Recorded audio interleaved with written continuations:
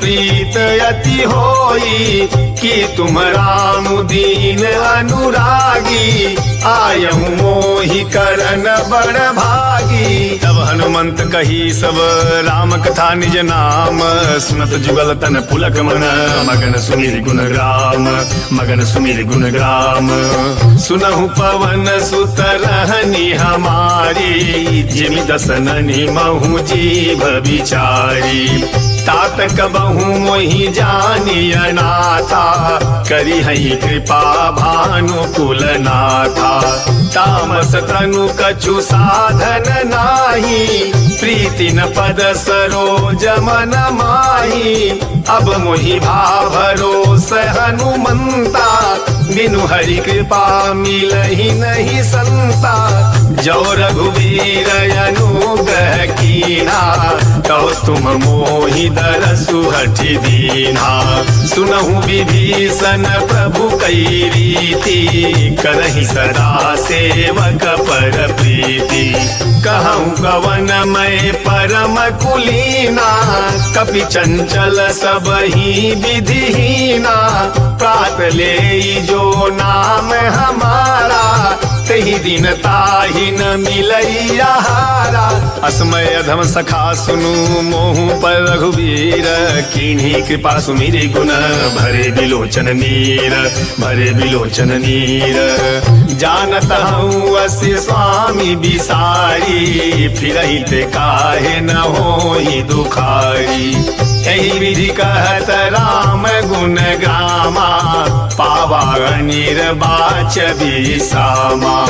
पुनि सब कथा विभीषण कही, जही विधि जनक सुता तह रही। तब हनुमंत कहा सुनु भ्राता, देखी चहु जानकी माता। जुगत विभीषण सकल सुनाई, चलऊ पवन सुत विदा कराई। करि सोई रूप गयऊ पुनीतवा, बन अशोक सीता रह जवा। देखी मनहि महु कीन्ह प्रणामा, बैठहि गीत जात निस जामा। कृष तनु शीस जटाए कबेनी, जपति हृदय रघुपति गुण श्रेणी। निज पद नयन दिए मन, राम पद कमल लीन। परम दुखी भा पवन सुत, देखी जानकी दीन, देखी जानकी दीन। तरु पल्लव महु रहा लुकाई, करई विचार करऊ का भाई। तेहि अवसर रावण तह आवा, संग नारी बहु किए बनावा। बहु विधि खल सीतहि समुझावा, सामदान भय भेद देखावा।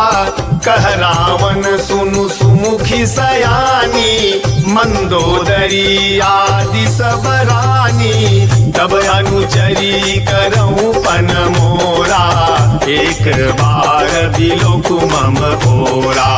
दिन धरि ओट कहती वैरेही, सुमिरि अवधपति परम सनेही। सुन दस मुख खद्योत प्रकाशा, कबहु किनलनी करई विकासा। असमन समुझू कहती जानकी, खल सुधि नहीं रघुबीर बान की। सठ सूने हरिया नहीं मोही, अधम नीलजलाज नहीं धोई। आपु ही सुनि खद्योत सम, राम ही भानु समान। परसु बचन सुनि कारियसी, बोला अति खिसियान, बोला अति खिसियान। सीता तय मम कृत अपमाना, कटि हम तव सिर कठिन कृपाना। नाही त सपदि मानु मम बानी, सुमुखी होती नत जीवन हानि। श्याम सरोज दाम सम सुंदर, प्रभु भुज करी कर सम दस कंधर। सोभुज कंठ की तवयसी भोरा, सुनु सठयस प्रवान पन मोरा। चंद्रहास हरु मम परितापम, रघुपति विरह अनल संजातम। शीतल निशित बहसी बरधारा, कह सीता हरू मम दुख भारा। सुनत बचन पुनि मारन धावा, मैं तनया कही नीति बुझावा। कहसी सकल निशिचरी न बोलाई, सीतहि बहु विधिता सहु जाई। मास दिवस महु कहा न माना, तो मैं मार बिकारी कृपाना। भवन गयउ दस कंधर, यहाँ पिशाचिन वृंद।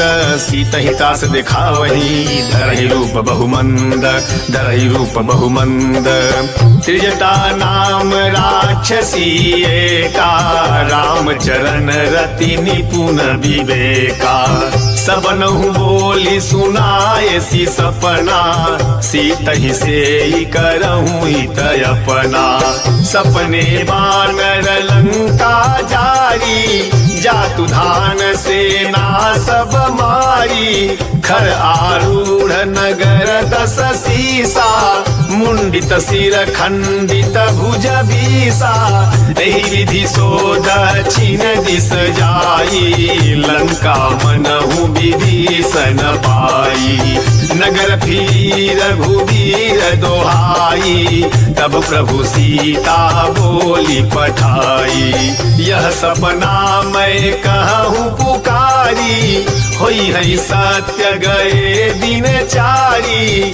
तासु बचन सुनिते सब डरी, जनक सुता के चरण पारी। जह तह गई सकल तब सीता कर मन सोच, मास दिवस बीते मोही मारहि निश्चर पोच, मारहि निश्चर पोच।